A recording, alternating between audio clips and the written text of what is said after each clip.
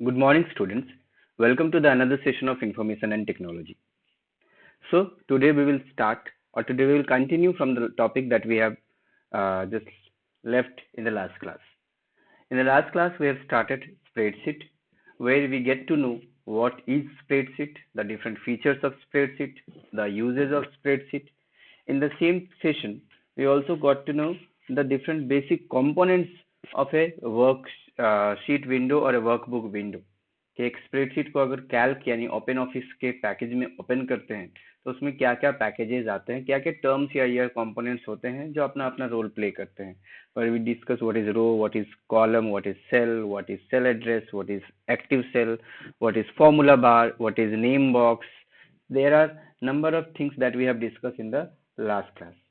Now, in the next topic that we have, that is working with right calc or creating a workbook. That how to create a workbook. Normally, this is something very easy. Just you can open OpenOffice. After you open OpenOffice, shortcut, wait for some time. The best benefit in the OpenOffice that whether you are working in any particular application, you can directly switch into the another application. मतलब अगर आपने जैसे आप MS Office यानी MS Office के MS Word में अगर आप काम कर रहे हैं तो अगर आप क्रिएट में जाएंगे तो न्यू डॉक्यूमेंट सिर्फ और सिर्फ MS Word का ही क्रिएट कर सकते हैं. लेकिन इसमें एक बेस्ट एडवांटेज आपको क्या लगेगी कि जब भी आप काम करते हैं और आपको मान लीजिए जैसे मैंने अभी अब एक्सेल ओपन किया हुआ है यानी कैल्क ऑलरेडी ओपन किया हुआ है और मुझे मान लीजिए जैसे ये तो बेसिक प्रोसेस है, मैं पहले आपको बता देता हूँ. अच्छा, it's already open. Let me just close it.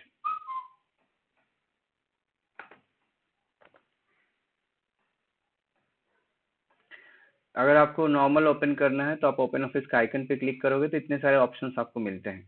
Since I have to go to this spreadsheet, I will click in spreadsheet.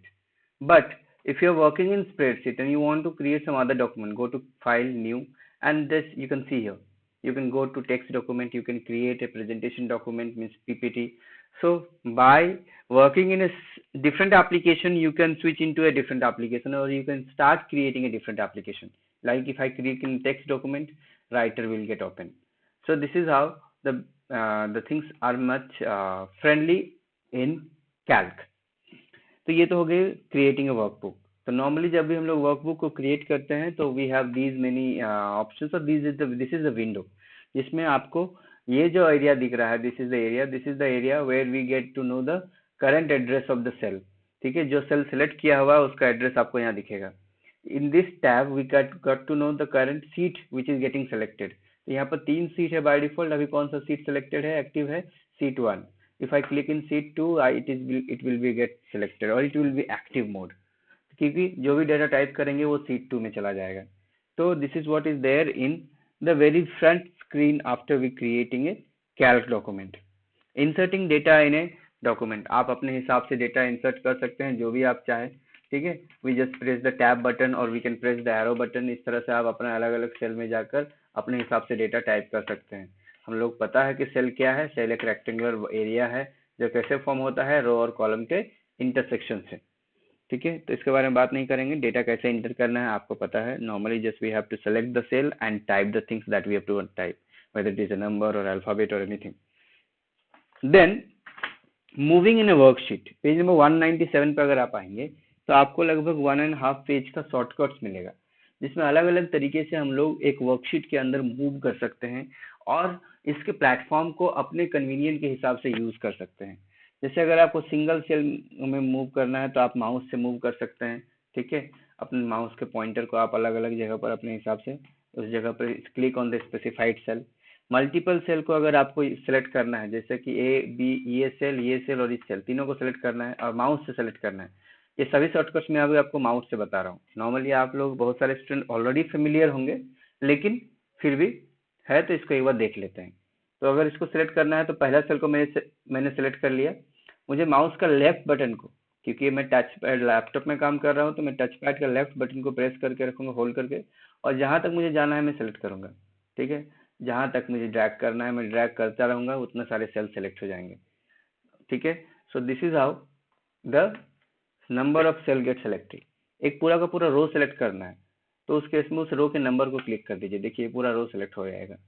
अगर पूरे के पूरे कॉलम को सिलेक्ट करना है, उस कॉलम के हेडर यानी कॉलम नेम को सिलेक्ट कर दीजिए, देखिए ऊपर में क्लिक करना है। आप अगर बीच में क्लिक करेंगे तो एक सेल सेलेक्ट होगा, ठीक है, इस तरह से देख सकते हैं आप। लेकिन अगर उसके हेडर को क्लिक करेंगे, जैसे कॉलम का हेडर अल्फाबेटिकली होता है ए से लेकर जेड तक, तो आप उसके हेडर को क्लिक कीजिए, पूरा का पूरा कॉलम सेलेक्ट हो जाएगा। अब उसमें राइट क्लिक करके लेफ्ट उसको डिलीट कीजिए, इंसर्ट कीजिए, जो करना है कर सकते हैं आप। इसी तरह से कॉलम के जगह पर रो के हेडर को क्लिक करेंगे तो रो सेलेक्ट हो जाएगा। मल्टीपल रो अगर सेलेक्ट करना है तो मल्टीपल रो के केस में, ठीक है, मतलब आपको करना क्या है कि फर्स्ट सेल को क्लिक करना है जहां से जहां, उसके बाद आपको ड्रैग तब तक करना है जब तक आपको जरूरत है।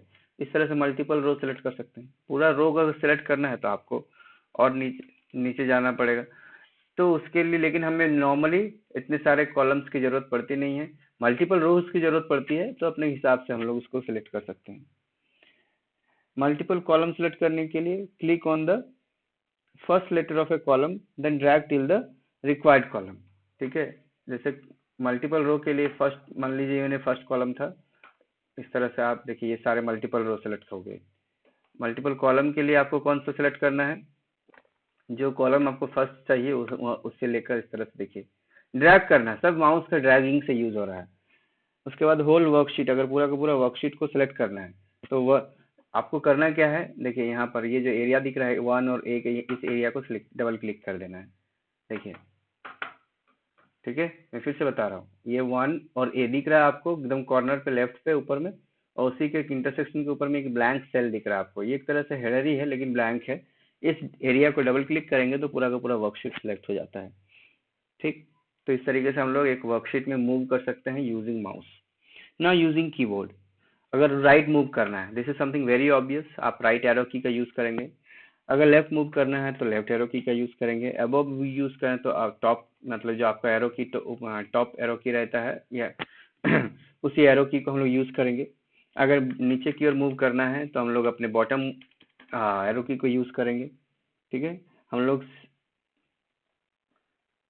राइट की ओर मूव करने के लिए टैब का भी यूज कर सकते हैं, ठीक है, टैब का भी यूज कर सकते हैं कीबोर्ड में, और एरो की का तो यूज कर ही सकते हैं, ठीक है। उसके बाद अगर लेफ्ट मूव करना है तो मैंने आपको लेफ्ट एरो बताया, आपके बुक में और एक शॉर्टकट दिया हुआ है shift plus left, shift plus tab, sorry shift plus tab. Right के लिए मैंने क्या बताया, टैब, और लेफ्ट के लिए शिफ्ट प्लस टैब। आप देख सकते हैं मैं एरो की का यूज नहीं कर रहा हूँ, शिफ्ट प्लस टैब और नॉर्मल टैब से लेफ्ट और शिफ्ट प्लस टैब से right. Okay, I am getting wrong, sorry, things get confuse sometime. Normal tab से आप राइट की ओर मूव करेंगे और शिफ्ट प्लस टैब से आप लेफ्ट की ओर मूव करेंगे, please keep it in your mind. Then one screen to the right, one screen to the right, उस केस में आपको क्या करना है, press alt plus page down, मतलब ऑल्ट के साथ पेज डाउन को अगर हम लोग अगर क्लिक करेंगे तो लेट मी फाइंड,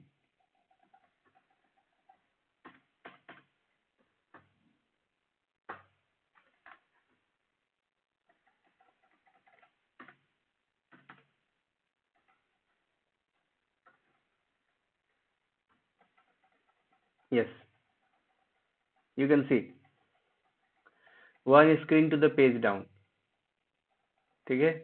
आप देखिए कॉलम नेम चेंज होता जा रहा है। मैंने क्या किया है, ऑल्ट प्रेस करके रखा है और पेज डाउन को प्रेस कर रहा हूँ। पेज डाउन एक की होता है PGDN करके लिखा हुआ, उसको हम लोग प्रेस करेंगे तो हमारा एक एक स्क्रीन मूव करते जाएंगे, ठीक है। एक एक स्क्रीन करने का मतलब है आपको अभी इस स्क्रीन पे कितने सारे कॉलम दिख रहे हैं, 1 2 3 4 5 6 7, तो आप 6 कॉलम को जंप करेंगे, ठीक। उसके बाद है one screen to the left, तो पेज अप, ऑल्ट के साथ पेज अप प्रेस करना है, देखिए ऊपर की ओर हम लोग जा रहे हैं, यानी राइट, सॉरी लेफ्ट की ओर, हम लोग राइट शिफ्ट किया था, अब हम लोग लेफ्ट की ओर जा रहे हैं, यानी जो हमारा स्टार्टिंग का कॉलम था A से लेकर Z, उसी के पास आ जाएंगे हम लोग। You can just notice that, देखिए आगे। तो इस तरीके से काम होता है आपका, one screen to the left and one screen to the right. Screen मतलब आपके स्क्रीन पे जितना कॉलम दिख रहा है उतना कॉलम आपका उतना मूव करना लेफ्ट की ओर या उतना कॉलम राइट की ओर। From any cell to A1, अगर किसी भी सेल से A1 में जाना है, मतलब इस पे है, ये मेरा सेल एड्रेस कौन सा है, F26। मुझे A1 यानी फर्स्ट सेल पे जाना है, तो उसका शॉर्टकट क्या है, आपको कंट्रोल प्लस होम, ठीक है, कंट्रोल प्लस होम। ये शॉर्टकट्स आपको याद रखना है, बहुत ही फायदेमंद शॉर्टकट है, एक्सेल में भी इवन बहुत बार ऐसा होता है कि आप कुछ जल्दबाजी में होते हैं और आपकी कुछ ऐसा कॉम्बिनेशन प्रेस कर देते हैं जिससे आप वर्कशीट के सबसे बॉटम यानी लास्ट रो पे चले जाते हैं, ठीक है। तो इससे क्या होता है, sorry for the, let me check,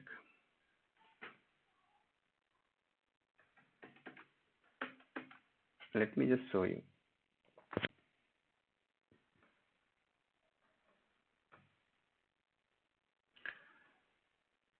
देखिए ये अभी आपका A1 फर्स्ट सेल पे है, अभी मुझे नीचे लास्ट सेल पे जाना है, मैंने कंट्रोल के साथ डाउन एरो की प्रेस किया, देखिए this is the last row 104856। बहुत बार ऐसा होता है कि टीचर्स, बहुत सारे स्टूडेंट्स लास्ट रो में इस तरह से अचानक से चले जाते हैं और उनको अगर एरो प्रेस करेंगे तो उनको 1,48,576 रो सेल से ऊपर तक जाना पड़ेगा। उस केस में आप उतना प्रेस मत कीजिए, कंट्रोल के साथ टॉप एरो की प्रेस कर दीजिए, ठीक है। ये एक्सेल में मैंने बताया, कैल्क में कंट्रोल के साथ होम बटन। उसके बाद टू द नेक्स्ट सीट में अगर आपको जाना है कैल्क में, ठीक है, अभी जैसे हम लोग सीट 1 पे है, तो सीट 1 पे नेक्स्ट सीट पे जाना है, तो आपको करना क्या होगा, control to page down, control to page down, okay. देखिए सीट 2 में आ गए, अभी आप नीचे देख सकते हैं सीट 2 में है, मैं फिर से प्रेस कर रहा हूँ कंट्रोल टू पेज डाउन, देखिए सीट 3 में आ गए, मैंने माउस को क्लिक नहीं किया है, ठीक है। उसके बाद प्रीवियस सीट पे जाने के लिए कंट्रोल पेज अप, देखिए पेज डाउन पेज अप, ठीक है, PG अप करके आपका लिखा हुआ होगा। To the previous open workbook, पिछला ओपन वर्कबुक ओपन करने के लिए, इसके पहले जो भी वर्कबुक ओपन था उसके लिए शॉर्टकट क्या दिया हुआ है, control plus shift plus F6। Let's see whether we have open any worksheet और not. Okay, the system got shut down, ये सिस्टम स्टार्ट होने के बाद ये फर्स्ट वर्कशीट यही ओपन कर रहे हैं, इसलिए इसमें कोई दिखेगा नहीं। To select a row, activate a cell in row and press shift plus space bar, मतलब एक रो, पर्टिकुलर रो को सेलेक्ट करने के लिए आप फर्स्ट सेल को सेलेक्ट कीजिए, उसके बाद अपना शिफ्ट प्लस स्पेस बार को दबाते रहिए, ये भी एक शॉर्टकट है। देखिए वेट, देखिए किसी भी एक पर्टिकुलर सेल को सिलेक्ट कर लीजिए और शिफ्ट प्लस स्पेस बार को क्लिक कर दीजिए, वो रो भी पूरा सेलेक्ट हो जाएगा। आपको रो सेलेक्ट करने के लिए मैंने एक तरीका ऑलरेडी बताया कि आप उस रो के स्टार्टिंग पे उसके कॉलम नंबर को क्लिक कर दीजिए, लेकिन अगर आप बीच में किसी को क्लिक किए हुए हैं और पूरा रो सेलेक्ट करना चाहते हैं तो शिफ्ट प्लस स्पेस बार, ठीक है। तो select a column, activate cell in the column and press control plus shift plus space bar. जैसे कॉलम को सेलेक्ट करने के लिए मैंने बताया था कि उस कॉलम के हेडर पे क्लिक कीजिए, लेकिन अगर आप बीच पे क्लिक किए हुए हैं और पूरा का पूरा कॉलम सेलेक्ट करना है तो उस केस में control plus shift plus space बार। देखिए तो अलग अलग शॉर्टकट्स है, ये सारे शॉर्टकट्स बहुत ज़्यादा यूज नहीं होते हैं हमारी तरफ से, इनको बस हैबिट में डालना पड़ेगा। जितना बार आप काम करेंगे, जितना ज़्यादा यूज़ करेंगे, तब आपके दिमाग में ये बैठेगा। नहीं तो आपको मैं कितना भी यहाँ पर डेमो दे दूँ, प्रैक्टिकल डेमोन्स्ट्रेशन दे दूँ, आपको उस समय के लिए समझ में आएगा, लेकिन आप उसको रियल लाइफ पे तब तक अपने इम्प्लीमेंट नहीं कर पाओगे जब आप उससे यूज टू नहीं हो पाएंगे और जब तक आप उसको प्रैक्टिस में नहीं आएगी। तो select the entire worksheet, already मैंने बताया आपको, यहाँ पर डबल क्लिक करने से होता है, अगर आपको कीबोर्ड से करना है तो कंट्रोल प्लस ए, ये आपको बहुत ही ऑब्वियस शॉर्टकट है। To select range of cell, देखिए मैं आपको एक चीज क्लियर कर देना चाहता हूँ, रेंज ऑफ सेल होता क्या है। देखिए अभी मैंने एक सिंगल सेल को सेलेक्ट किया है, इस सेल का एड्रेस क्या है E6, इस सेल का एड्रेस क्या है C12, इस सेल का एड्रेस क्या है CG15। लेकिन आपको अगर लगातार कुछ सेल का वैल्यूज को ऐड करना है या उनको यूज करना है किसी भी सिचुएशन के लिए, तो हम लोग रेंज में सेल सेलेक्ट करते हैं। जैसे कि मान लीजिए मुझे चाहिए इस सेल से लेकर इस सेल के सारे सेल, तो ये मैंने जो किया अभी, ये सेल रेंज हो गया। अगर मैं यहाँ से लेकर यहीं तक ये दो सेल को ही मैं ले रहा हूँ, ये भी एक सेल का रेंज हो गया। क्यों? whenever there is more than one cell in a worksheet, then that series of cell is known as cell range. Cell range denote कैसे करते हैं? फर्स्ट सेल और लास्ट सेल के बीच में एक कॉलन डालकर। देखिए अभी मैंने आपको छोटा सा एग्जांपल दिया, मैंने दो सेल सेलेक्ट किया, फर्स्ट सेल का एड्रेस क्या है C9, सेलेक्ट सेल का एड्रेस क्या है सेकंड सेल का, या फिर लास्ट सेल का एड्रेस क्या है D9। आप यहाँ देखिए नेम बॉक्स में क्या दिख रहा है, C9 लेफ्ट साइड ऊपर में फॉर्मूला बार के ठीक बगल में देखिए ध्यान से, दिख क्या रहा है C9 कॉलन D9। अगर मैं इसी को कर देता हूँ और एक बढ़ा देता हूँ, सॉरी क्या हो गया, C9:E9, तो आपका सेल यहाँ पर एक से ज्यादा सिलेक्ट है और वो एक रेंज का फॉर्मेशन कर लेता है। इसी सेल रेंज को हम लोग डिनोट करते हैं using an operator called colon, जिसमें हम लोग फर्स्ट सेल को स्पेसिफाई करते हैं एंड लास्ट सेल को स्पेसिफाई करते हैं। तो इसीलिए जब भी आप देखे होंगे कि अगर हम एक सिंगल सेल को सेलेक्ट कर रहे हैं तो उसका एड्रेस यहाँ दिख रहा है, लेकिन अगर हम मल्टीपल सेल को सेलेक्ट कर रहे हैं तो इसका भी एड्रेस दिख रहा है, B6:D6। आई होप आपको सेल रेंज समझ में आ गया होगा। लेकिन ये भी जरूरी नहीं है कि आपका हमेशा सेल रेंज एक ही रो में होगा या एक ही कॉलम में होगा। जैसे ये भी जरूरी नहीं है कि आपका यहाँ ऐसे ही सेल रेंज हो सकता है या फिर ऐसे ही हो सकता है। आप मल्टीपल रोज में भी आप सेल रेंज सेलेक्ट कर सकते हैं। देखिए मैंने 5 रो कंसीडर किया है और 4 कॉलम। अब आप इसको ध्यान से देखिए, इस तरह क्वेश्चन एग्जाम में आते हैं। यहाँ पर आपका फर्स्ट सेल क्या है, B6। आप ध्यान से अगर देख पा रहे होंगे B6 है। मैं इसको और थोड़ा जूम कर देता हूँ। देखिए ये कॉलम B है, इसका फर्स्ट सेल है 6 रो में B6। ये कॉलम E है, लास्ट रो क्या सेल क्या है, E10। तो B6 से E10 आप यहाँ पर देखिए नेम बॉक्स में लेफ्ट साइड ऊपर में B6:E10। तो इस तरह से सेल रेंज कहीं से भी हो सकता है, मतलब वो एक से ज्यादा सेल होना चाहिए बस, ठीक है। लेकिन 2 सेल का रेंज को जब भी हम लोग डिस्प्ले करते हैं कोलोन का यूज करते हैं, जिसमें फर्स्ट सेल का और लास्ट सेल का वैल्यू को डिस्प्ले करते हैं, ठीक है। एग्जाम में किस तरह के क्वेश्चन आ सकते हैं सेल रेंज से, कि write down the cell included in the cell range B6:E10। मैंने अभी वाला एग्जांपल आपको दे रहा हूं, जो मैंने अभी आपको बताया कि B6:E10 का जो सेल रेंज है, इसके अंदर में आने वाले सारे सेल को लिखिए। अब आप आराम से लिख सकते हैं क्या क्या सेल आ जाएगा, C6, D6, E6, B7, E7, D7, E7, फिर B8, C8, D8, E8, B9, C9, D9, E9, B10, C10, D10। So basically what is happening, जब भी आपको इस तरह का क्वेश्चन आए पूछा जाए कि write down the cell address between the cell range like B3 to C4, बस इतना ही पूछा जाए कि B3 और C4 के बीच में सेल रेंज को लिखिए, तो आप क्या कीजिए, एक वर्चुअल लाइन ड्रॉ कीजिए जिसमें आप कॉलम को अल्फाबेटिकली डिनोट कीजिए और रो को नंबर से डिनोट कीजिए। और इस तरीके से माउस कंसीडर करके समझिए कि स्क्रीन के सामने आपने एक माउस में के थ्रू अपने लैपटॉप में ये सेलेक्ट किया है। अब आप देखिए इसमें इजी हो जाएगा काम। ये हो गया मेरा फर्स्ट सेल B3, ये हो गया लास्ट सेल C4। बीच में कितने सेल है, 2 सेल है, C4 and B4, sorry C3 and B4। तो इस तरह के क्वेश्चन एग्जाम में आते हैं। बड़ा कुछ वैल्यू सेल रेंज का दे दिया जाएगा जिसमें पूछा जाएगा कितने, how many cells are there, write down the name of each cell address. तो अगर आपको मान के चलिए कि वो अगर 8 सेल एड्रेस है बीच में, किसी भी सेल रेंज में अगर बीच में 8 सेल है तो वो 2 से 3 नंबर का क्वेश्चन होता है। तो ध्यान में रखेंगे cell range is very important. Cell range पे हम फॉर्मूला का काम करते हैं, सेल रेंज पे हम एनालिसिस का काम करते हैं, क्योंकि जब भी डेटा कोई कैलकुलेशन होता है तो वॉल्यूम में होता है, वो एक स्टूडेंट के लिए नहीं होता है नॉर्मली, या फिर हम लोग स्प्रेडशीट का यूज ही नहीं करेंगे अगर हमारे पास बहुत ही मिनिमम डेटा है। Okay, then we have the purpose. और कुछ शॉर्टकट है कि क्रिएट करने के लिए, जैसे Ctrl+New आप लोग को अच्छी तरह से आता है, सेव करने के लिए Ctrl+S, ठीक है। अगर कोई ऑलरेडी सेव किया हुआ डॉक्यूमेंट है उसको किसी दूसरे नाम से सेव करना है, जैसे मान लो इस डॉक्यूमेंट को मैं सेव कर देता हूँ माई फर्स्ट डॉक्यूमेंट। अब इसी डॉक्यूमेंट में कुछ चेंज कर देता हूँ अगले दिन और लिख देता हूँ माई सेकेंड डॉक्यूमेंट, और मैं चाहता हूँ कि मेरा फर्स्ट डॉक्यूमेंट भी अलग रहे और सेकेंड डॉक्यूमेंट भी अलग रहे। तो उस केस में हम लोग क्या करते हैं, सेव एज ऑप्शन यूज करते हैं, ना कि सेव ऑप्शन। मैं बता रहा हूँ आपको, फिर से बता रहा हूँ। आपने मान लीजिए एक बायोडाटा बनाया, उस बायोडाटा में आपने जो भी बनाया डाल लिया, आज क्लास मान लीजिए 9th में है, आप 5 से 6 साल के बाद एक फिर से बायोडाटा रिवाइज करना चाहते हो, तो आप दोबारा बायोडाटा नहीं बना जाओगे, आप पुराने बायोडाटा में ही चेंजेस करोगे।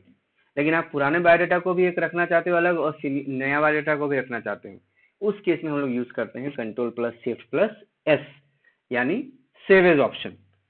उसके बाद क्लोज करने के लिए Ctrl+W ट्राई कर लेते हैं, यस इट कम्स, ठीक है।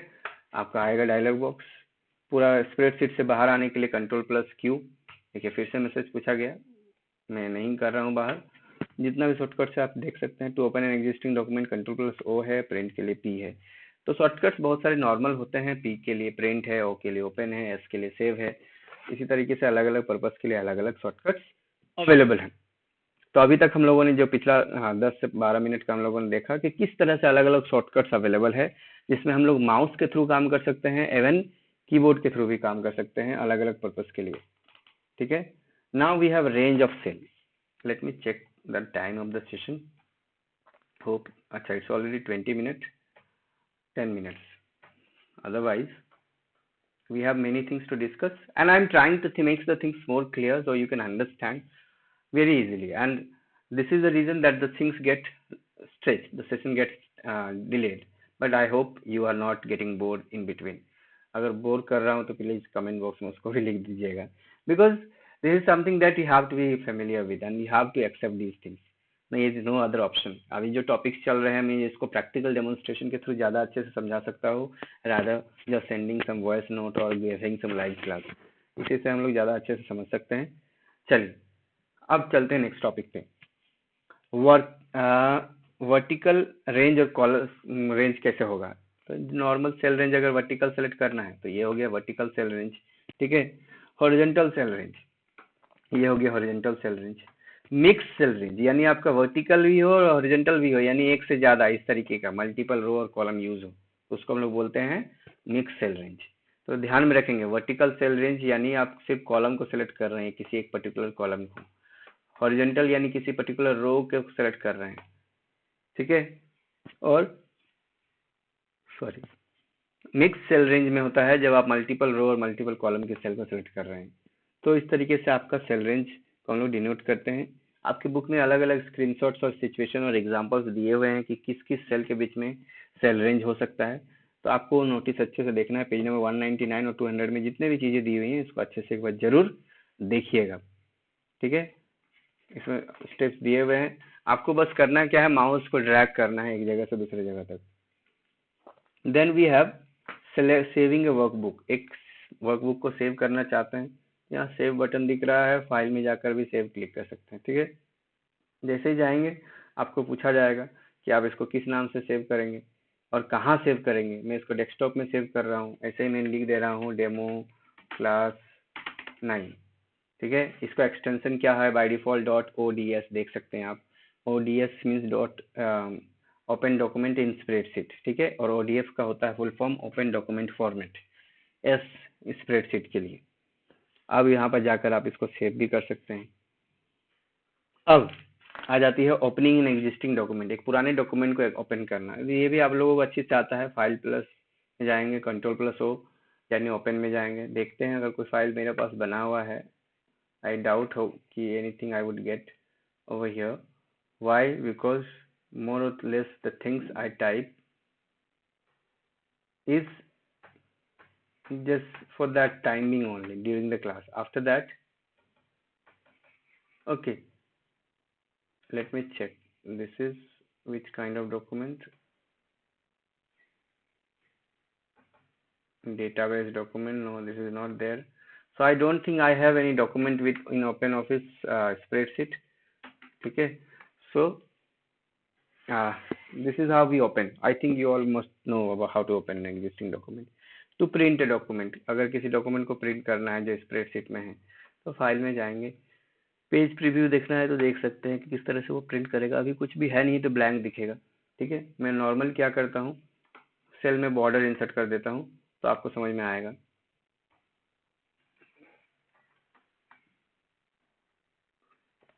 सॉरी,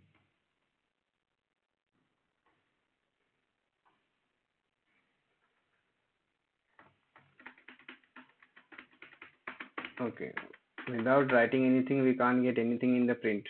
ठीक है, I am just going through the print preview option, like you can see now I have written, you can get the things over here. तो प्रिंट प्रीव्यू भी हम लोग जरूर देखना चाहिए प्रिंट के पहले। नॉर्मली प्रिंट के लिए स्टेप्स है फाइल एंड प्रिंट। जैसे इसमें जाएंगे तो आपको बहुत सारे मैसेजेस आएंगे कि आपको प्रिंटर सेलेक्ट करना है, आपको कौन सा सीट प्रिंट करना है।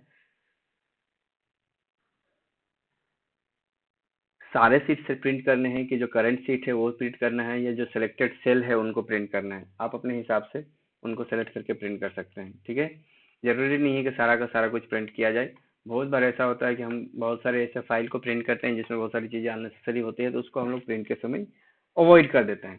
तो मान लीजिए जैसे ये मुझे यहाँ से यहाँ तक ही चाहिए, मुझे बाकी के रो को नहीं चाहिए प्रिंट। तो यहाँ पर फाइल में जाऊँगा, प्रिंट में जाऊँगा और यहाँ पर सेलेक्टेड सेल करूँगा। जैसे करूँगा देखिए प्रिंट प्रीव्यू आप देख सकते हैं लेफ्ट साइड में चेंज हो गया। इसको जैसे मैं सेलेक्टेड सीट करूँगा, देखिए प्रिंट प्रीव्यू, तो सेलेक्टेड सेल में 2 ही क्यों दिख रहा है, क्योंकि मैंने 2 रो को सेलेक्ट किया है। तो इस तरीके से काम करता है आपका स्प्रेडशीट का ये सारा ऑप्शन। अब आ जाता है नेक्स्ट पे, वर्किंग विथ वर्कबुक। ये इसमें जो टॉपिक है ये आज के लिए लास्ट है, ठीक है। बहुत सारे टॉपिक्स जिससे आप ऑलरेडी फेमिलियर हो, फिर भी हम लोग देख रहे हैं, जानना ज़्यादा जरूरी है। ओके, एडिंग ए सीट, कोई नया सीट ऐड करना है तो नॉर्मली ये आपका सीट टैब देख रहा है नीचे, सीट 1, सीट 2, सीट 3, किसी में भी एक में राइट क्लिक करेंगे, इंसर्ट सीट में जाएंगे। इंसर्ट सीट में जैसे ही जाएंगे आपको पूछा जाएगा कि आप जो करंट सीट है, यानी सीट 3 में मैंने राइट क्लिक किया था, तो सीट 3 के पहले चाहिए ये या सीट 3 के बाद चाहिए। चलो मुझे पहले चाहिए। नंबर ऑफ सीट्स कितना चाहिए, 1 चाहिए, 2 चाहिए, 3 चाहिए, अभी फिलहाल मुझे चाहिए मान लो 2, ठीक है। आप उनका नाम कुछ देना चाहते हैं तो दे सकते हैं। अच्छा, नहीं दे रहा है, कोई बात नहीं, ओके में क्लिक कर दीजिए। देखिए सीट 3 के पहले 2 सीट ऐड हो गए, सीट 4 एंड सीट 5। ठीक इसी तरीके से आप कर सकते हैं जब भी आप चाहे। आफ्टर करंट सीट करना चाहते हैं तो सीट 5 मैंने सेलेक्ट किया है, मैं एक ओके कर देता हूँ, देखिए शिफ्ट 6 आ गया। तो इस तरह से इंसर्ट कर सकते हैं आप नया सीट। डिलीटिंग सीट, कोई सीट एक्स्ट्रा है जिसको आप नहीं रखना चाहते अपने फाइल पे, तो डिलीट करने के लिए उसी तरह से राइट क्लिक करेंगे, जाएंगे डिलीट सीट। आप पूछा जाएगा डिलीट करना है, बिल्कुल डिलीट करना है, उसमें पूछने वाली बात नहीं है, डेमो दिखा रहे हैं आप लोगों को हम। चलिए उसी तरह से रीनेमिंग सीट अगर जाना है तो फिर से कोई सीट क्लिक कीजिए, राइट क्लिक, यहाँ पर अच्छे से आपको दिख रहा होगा रीनेम सीट, मतलब आप अपने हिसाब से जो भी पर्पस है नाम को जरूर डालिए। Like normally we when we create a file we try to maintain the name of the file in a proper way, कि आपका नाम अच्छे से दिखे जिससे सारे लोगों को अच्छे से क्लियर हो। कि जैसे मान लीजिए एक वर्कबुक मैंने भेज दिया, उसमें 4 क्लास का डेटा है, 10A, 10B, 10C, 10D। अब अलग अलग सीट में मैंने डाला हुआ है, लेकिन मुझे लगता है जिसको मैं फाइल भेज रहा हूँ उसमें 10C और 10D का फाइल मुझे नहीं चाहिए, मुझे सिर्फ 10A और 10B का फाइल भेजना है, तो मैं डिलीट कर सकता हूँ और उसका एक अलग कॉपी सेव करके रख सकता हूँ, ठीक है।